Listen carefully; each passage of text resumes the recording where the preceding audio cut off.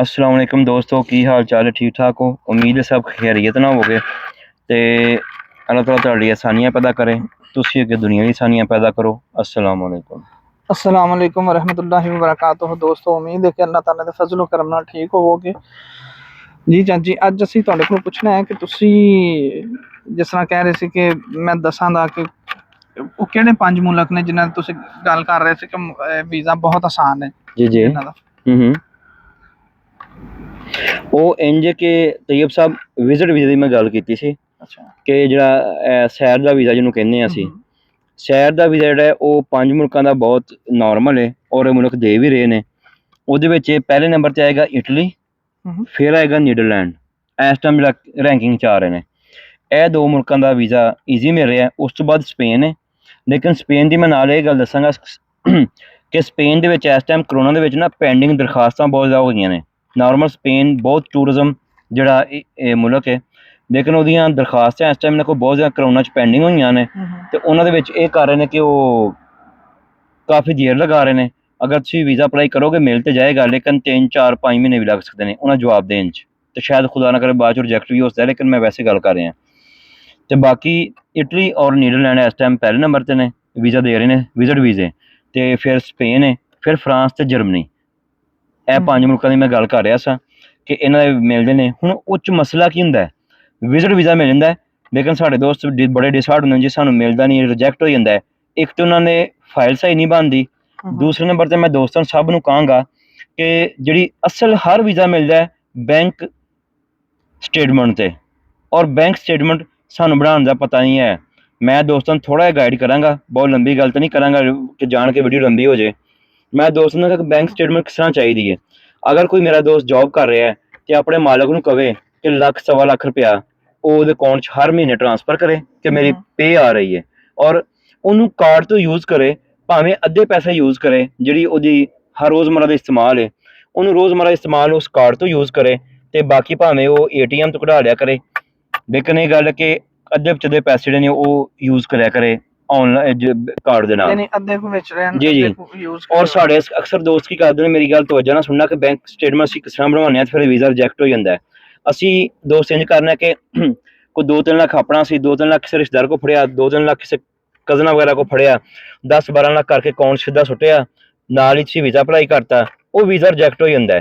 Bank statement ਬਣਾਉਣ ਦਾ ਬੜਾ ਇੱਕ ਤਰੀਕਾ ਹੈ ਔਰ ਬਹੁਤ ਬਾਰੀਕ ਤਰੀਕਾ ਹੈ। ਜਿਹੜਾ ਬੰਦਾ ਇਹ ਸਮਝ ਜਾਏਗਾ ਉਹ ਲਾਜ਼ਮਨ ਉਹਨੂੰ ਵੀਜ਼ਾ ਮਿਲੇਗਾ। ਅਗਰ ਕੋਈ ਮੇਰਾ ਦੋਸਤ 6 ਮਹੀਨੇ ਤੋਂ ਜ਼ਿਆਦਾ 1 ਸਾਲ ਦੇ ਕਰੀਬ ਉਹ ਇੰਜ ਕਰਦਾ ਹੈ ਕਿ ਹਰ ਮਹੀਨੇ ਉਹਦੇ ਅਕਾਊਂਟ 'ਚ ਲੱਖ ਤੋਂ 1.5 ਲੱਖ ਰੁਪਇਆ ਸੈਲਰੀ ਆਉਂਦੀ ਹੈ, ਔਰ ਉਸ ਤੋਂ ਬਾਅਦ ਉਹਨੂੰ ਯੂਜ਼ ਕਰਦਾ, ਅੱਧੇ ਕਢਾ ਲੈਂਦਾ, ਅੱਧੇ ਯੂਜ਼ ਕਰਦਾ, ਅਤੇ ਉਹਨੂੰ ਲਾਜ਼ਮਨ ਜਿਹੜਾ ਕਹਿੰਦੇ ਨੇ ਕਿ ਉਹਨੂੰ ਵੀਜ਼ਾ ਦੇ ਵਿੱਚ ਬਹੁਤ ਜ਼ਿਆਦਾ ਹੈਲਪ ਹੋਏਗਾ ਔਰ ਵਿਜ਼ਿਟ ਵੀਜ਼ਾ ਨੂੰ ਮਿਲ ਜਾਏਗਾ। ਵਿੱਚ ਇੰਝ ਹੈ ਕਿ ਬੈਂਕ ਸਟੇਟਮੈਂਟ ਨੂੰ ਦਾ ਸਿਰਫ ਟੋਟਲ ਜਿਹੜਾ ਵਿਜ਼ਿਟ ਵੀਜ਼ਾ ਹੈ ਉਹ ਬੈਂਕ ਸਟੇਟਮੈਂਟ 'ਤੇ ਲੱਗਦਾ, ਹੋਰ ਉਹ 'ਚ ਕੁਛ ਨਹੀਂ ਚਾਹੀਦਾ ਹੁੰਦਾ। ਬੈਂਕ ਸਟੇਟਮੈਂਟ ਤੁਹਾਡੀ ਸੋਲਿਡ ਹੋਣੀ ਚਾਹੀਦੀ ਹੈ। ਅਸੀਂ ਲੋਕ ਇਕੱਠਾ ਪੈਸਾ ਰਖਾ ਕੇ ਇਕੱਠਾ ਕਢਾ ਲੈਂਦੇ ਹਾਂ, ਉਸ ਟਾਈਮ ਵੀਜ਼ਾ ਰਿਜੈਕਟ ਹੋ ਜਾਂਦਾ।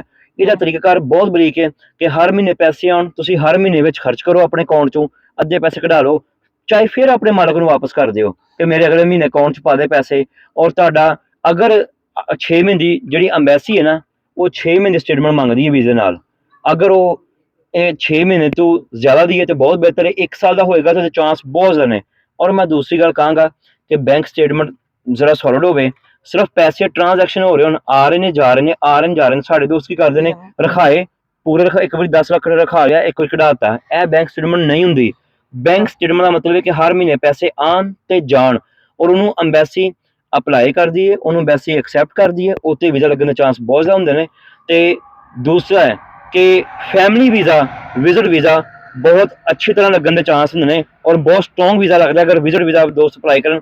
ਕੋਈ ਵੀ ਮੇਰਾ ਦੋਸਤ ਚਾਹੇ ਉਹਦਾ ਵੀਜ਼ਾ ਰਿਜੈਕਟ ਹੋ ਚੁੱਕਿਆ ਹੈ, ਇੱਕ ਵਾਰੀ ਮੇਰੇ ਕਹਿਣ 'ਤੇ ਬੈਂਕ ਸਟੇਟਮੈਂਟ ਬਣਵਾਵੇ ਕਿ 1 ਸਾਲ ਕੋਸ਼ਿਸ਼ ਕਰ ਲਵੇ ਕਿ ਲੱਖ ਤੋਂ 1.5 ਲੱਖ ਰੁਪਏ ਆਪਣੇ ਬੌਸ ਕੋ ਉਹਦੇ 'ਚ ਟ੍ਰਾਂਜੈਕਸ਼ਨ ਕਰਾਵੇ ਸੈਲਰੀ ਤੌਰ 'ਤੇ, ਉਹਨੂੰ ਯੂਜ਼ ਕਰੇ ਔਰ 1 ਸਾਲ ਬਾਅਦ ਵੀਜ਼ਾ ਅਪਲਾਈ ਕਰੇ। ਐਸਾ ਹੋ ਨਹੀਂ ਸਕਦਾ ਕਿ ਉਹਨੂੰ ਵਿਜ਼ਿਟ ਵੀਜ਼ਾ ਨਾ ਮਿਲੇ। ਯਾਨੀ ਤੁਹਾਡੇ ਕਹਿਣ ਦਾ ਮਕਸਦ ਇਹ ਕਿ ਜਿਸ ਤਰ੍ਹਾਂ ਸਾਡੇ ਦੋਸਤ ਜਿਹੜੇ ਨੇ ਪਾਕਿਸਤਾਨ ਦੀਆਂ ਕੰਟਰੀਆਂ ਦੇ ਵਿੱਚ, ਉਹ ਵਿਚਾਰੇ ਉਹਨਾਂ ਨੂੰ ਪਤਾ ਨਹੀਂ ਹੁੰਦਾ, ਠੀਕ ਹੈ, ਇਨਫੋਰਮੇਸ਼ਨ ਵੀ ਨਹੀਂ ਹੁੰਦੀ। ਜਿਸ ਤਰ੍ਹਾਂ ਤੁਸੀਂ ਬਹੁਤ ਅੱਛੀ ਮਤਲਬ ਇਨਫੋਰਮੇਸ਼ਨ ਦਿੱਤੀ ਹੈ ਕਿ ਇਹ ਨਹੀਂ ਕਿ ਦੋਸਤ ਕੋਲੋਂ 3 ਉਹਦੇ ਕੋਲੋਂ 4 ਉਹਦੇ ਕੋਲ ਇੱਕ ਦਫਾ ਇਕੱਠੇ ਕਰ ਦਿੰਦੇ ਨੇ, ਫਿਰ ਆਇਨ ਫਾਕੀ ਉਹਨੂੰ ਕਢਾ ਦਿੰਦੇ ਨੇ, ਉਹਦੇ ਵਿੱਚ ਮੈਂ ਤੁਹਾਨੂੰ ਫਿਰ ਕਰਾ ਦਿੰਦੇ ਨੇ, ਫਿਰ ਕਢਾ ਲੈਂਦੇ ਨੇ। ਇਹ ਗੱਲ ਸਿਰਫ ਪੁਆਇੰਟ ਸਮਝਾਉਣ ਵਾਲਾ, ਬਾਕੀ ਪੂਰੀ ਦੁਨੀਆ ਦੀ ਵੀਡੀਓ YouTube ਭਰੀ ਪਈ ਹੈ, ਤੁਸੀਂ ਵੇਖ ਲਓ। ਲੇਕਿਨ ਇਹ ਬ੍ਰੇਕ ਪੁਆਇੰਟ ਸਮਝਣ ਵਾਲੀ ਗੱਲ ਹੈ। ਜਿਹੜਾ ਮੇਰਾ ਦੋਸਤ ਸਮਝੇਗਾ ਉਹਨੂੰ ਵਿਜ਼ਿਟ ਵੀਜ਼ਾ ਮਿਲ ਜਾਏਗਾ, ਨਹੀਂ ਸਮਝੋਗੇ ਤਾਂ ਉਹ ਪਹਿਲੇ ਵਾਂਗੂ ਆਪਣਾ ਫਾਇਦਾ ਹੀ 30-40 ਹਜ਼ਾਰ ਰੁਪਇਆ ਕੋਈ ਲੱਖ ਡੇਢ ਜ਼ਾਇਆ ਕਰ ਲੋਗੇ, ਫਾਇਦਾ ਕੋਈ ਨਹੀਂ। ਉਹਦੇ ਵਿੱਚ ਤਲਕਾਤ ਇਹ ਵੇ ਕਿ ਸਾਰੇ ਦੋਸਤ ਹੀ ਕਰਦੇ ਨੇ, YouTube ਵੀ ਵੇਖਦੇ ਨੇ, ਕੰਸਲਟ ਕੋ ਮਸ਼ਵਰਾ ਵੀ ਲੈਂਦੇ ਨੇ ਹਰ ਤਰ੍ਹਾਂ, ਸਿਰਫ ਬੈਂਕ ਸਟੇਟਮੈਂਟ ਤੇ ਵੀਜ਼ਾ ਲੱਗਦਾ ਹੈ। ਇੱਕ ਚੀਜ਼ ਇਹ ਹੈ, ਉਹ ਦੋਸਤ 3 ਲੱਖ ਰਖਾਇਆ, 5 ਕਢਾਇਆ, 5 ਰਖਾਇਆ, 3, ਉਹ ਕਹਿੰਦਾ ਕਿ ਨਹੀਂ ਇਹ ਫਰਾਡ ਕਰ ਰਿਹਾ। ਉਹਨਾਂ ਨੂੰ ਪਤਾ ਪਾਕਿਸਤਾਨ ਦੇ ਵਿੱਚ ਕਿ ਇਹ ਫਰਾਡ ਚੱਲ ਰਿਹਾ, ਇਹਦੇ ਪੈਸੇ ਆਪਣੇ ਨਹੀਂ ਹੈ, ਕਿਸੇ ਕੋ ਫੜ ਕੇ ਪਾ ਰਿਹਾ, ਬੈਂਕ ਸਟੇਟਮੈਂਟ ਮੋਟੀ ਕਰ ਰਿਹਾ, ਉਸ ਤੋਂ ਬਾਅਦ ਇਹਨੇ ਵਾਪਸ ਕਰਨ ਨਹੀਂ ਆਦੇ, ਹੈ ਵੀ ਨਹੀਂ ਕਿ ਨਹੀਂ ਹੈ। ਜਦੋਂ 1 ਸਾਲ, ਮੈਂ ਗਰੰਟਿਡ ਕਹਿਣਾ 1 ਸਾਲ 'ਚ ਪੈਸੇ ਰਖਾਓ, ਲੇਕਿਨ ਲਿਮਟ ਨਾਲ ਰਖਾਣੇ। ਕਿ ਤੁਹਾਡੀ ਇੱਕ ਸੈਲਰੀ ਆ ਰਹੀ ਹੈ, ਉਹਦਾ ਜੌਬ ਦਾ ਲੈਟਰ ਬਣਵਾ ਲਓ, ਤੁਹਾਡਾ ਜਿਹੜਾ ਕੋਈ ਬੌਸ ਹੈ ਉਹ ਲੈਟਰ ਬਣਵਾ ਦੇ ਕਿ ਇਹ ਬੰਦਾ ਮੇਰੇ ਕੋਲ ਕੰਮ ਕਰ ਰਿਹਾ ਹੈ ਔਰ ਪਰਮਾਨੈਂਟ ਦੀ ਸੈਲਰੀ ਇੰਨੀ ਹੈ, ਬਣਾ ਦਿੰਦੇ ਨੇ, ਔਰ ਇਹ ਕੋਈ ਮੁਸ਼ਕਿਲ ਨਹੀਂ ਹੈ। ਉਹਨੇ ਸਿਰਫ ਆਪਣਾ ਲੈਟਰ ਪੈਡ ਤੇ ਲਿਖ ਕੇ ਦੇਣਾ ਕਿ ਇਹ ਬੰਦਾ ਮੇਰੇ ਕੋਲ ਕੰਮ ਕਰ ਰਿਹਾ, ਇਹਦੀ ਸੈਲਰੀ 1.25 ਲੱਖ ਰੁਪਇਆ, 1 ਲੱਖ 30, 35, 40 ਜੋ ਵੀ ਹੈ।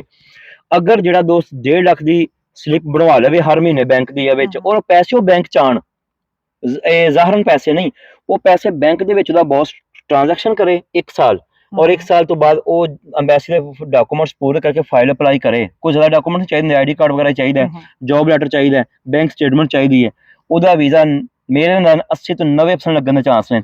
ਸਾਡੇ ਦੋਸਤ ਕੀ ਕਰਦੇ ਨੇ ਕਿ 40-50 ਲੱਖ ਰੁਪਇਆ ਦੇ ਕੇ, ਅੱਲਾ ਮਾਫ ਕਰੇ, ਗਲਤ ਤਰੀਕੇ ਨਾਲ ਇੱਥੇ ਆਉਂਦੇ ਨੇ ਇਨਸਾਨੀ ਸਮਗਲਿੰਗ ਦੇ ਵਿੱਚ। ਤੇ ਕਿਉਂ ਨਹੀਂ ਕਰਦੇ ਕਿ ਸਿਰਫ 1 ਸਾਲ ਜਾਂ 8-9 ਮਹੀਨੇ 10 ਮਹੀਨੇ ਆਪਣਾ ਸੈਲਰੀ ਟ੍ਰਾਂਜੈਕਸ਼ਨ ਕਰਾਉਣ, ਉਹ 'ਚ ਪੈਸੇ ਵਰਤਣ ਬੈਂਕ 'ਚੋਂ, ਉਸ ਤੋਂ ਬਾਅਦ ਉਹ 'ਚ ਨਗਦ ਵੀ ਕਢਾਉਣ। 1 ਸਾਲ ਬਾਅਦ ਮੇਰੇ ਦੋਸਤ ਟਰਾਈ ਕਰਨ ਤੇ ਫਿਰ ਮੈਨੂੰ ਦੱਸਣ, ਇਨਸ਼ਾਅੱਲਾ ਵੀਜ਼ਾ ਲੱਗੇਗਾ, ਕਿਉਂ ਨਹੀਂ ਲੱਗੇਗਾ। ਸਾਡੀ ਸਾਰਾ ਰਫੜ, ਸਾਰੀ ਜਿਹੜੀ ਰਿਜੈਕਸ਼ਨ ਹੁੰਦੀ ਹੈ ਟੋਟਲ ਬੈਂਕ ਸਟੇਟਮੈਂਟ ਤੇ ਹੁੰਦੀ ਹੈ। ਉਹਨਾਂ ਨੂੰ ਪਤਾ ਲੱਗਦਾ ਕਿ ਬੈਂਕ ਸਟੇਟਮੈਂਟ ਟੋਟਲ ਗਲਤ ਹੈ, ਇਹਨੇ ਤਾਜ਼ਾ ਅਕਾਊਂਟ ਖੁਲਾਇਆ ਵਿੱਚ 12-15 ਲੱਖ ਸੁੱਟਿਆ, ਔਰ ਜਦੋਂ ਦਾ ਵੀਜ਼ਾ ਲੱਗ ਗਿਆ ਇਹਨੇ ਕਢਾ ਲੈਣਾ ਹੈ, ਔਰ ਉਹਨਾਂ ਨੂੰ ਸਾਰਾ ਕੁਝ ਪਤਾ ਹੈ। ਅਗਰ ਰੈਗੂਲਰ ਤੁਹਾਡੇ ਅਕਾਊਂਟ 'ਚ ਪੈਸਾ ਆਏਗਾ, ਜਾਏਗਾ, ਉਹਨਾਂ ਨੂੰ ਪਤਾ ਲੱਗੇਗਾ ਨਹੀਂ ਯਾਰ ਇਹ ਪਰਮਾਨੈਂਟ ਬੰਦਾ ਹੈ, ਇਹ ਲੀਗਲ ਕੋਈ ਜੌਬ ਕਰ ਰਿਹਾ, ਤੇ ਤੁਹਾਨੂੰ ਵੀਜ਼ਾ ਮਿਲਣ ਦੇ 90% ਚਾਂਸ ਹੈ ਨੇ। ਯਾਨੀ ਕਿ ਤੁਸੀਂ ਬਹੁਤ ਤੁਸੀਂ ਅੱਛੇ ਤਰੀਕੇ ਨਾਲ ਤੁਸੀਂ ਕਲੀਅਰ ਕੀਤਾ ਹੈ, ਕਿਉਂਕਿ ਇਹਦੇ ਵਿੱਚ ਮੈਂ ਥੋੜਾ ਇੱਕ ਦੱਸਦਾ ਜਾਵਾਂ ਤੁਹਾਨੂੰ ਕਿ ਕੁਝ ਸਾਡੇ ਦੋਸਤ ਹੁੰਦੇ ਨੇ ਕਿ ਉਹ ਪਾਕਿਸਤਾਨ ਦੇ ਵਿੱਚ ਕਾਫੀ ਅਮੀਰ ਹੁੰਦੇ ਨੇ ਲੋਕ ਨਾ, ਤੇ ਉਹਨਾਂ ਨੇ ਯਾਨੀ ਕਿ 40-50 ਲੱਖ ਉਹਨਾਂ ਵਾਸਤੇ ਕੋਈ ਮਸਲਾ ਨਹੀਂ ਹੁੰਦਾ। ਉਹ ਜਾਂਦੇ ਨੇ 40-50 ਲੱਖ ਰੁਪਇਆ ਆਪਣੇ ਅਕਾਊਂਟ ਦੇ ਵਿੱਚ ਰੱਖ ਕੇ ਤੇ ਉਹ ਵੀਜ਼ਾ ਅਪਲਾਈ ਕਰ ਦਿੰਦੇ ਨੇ।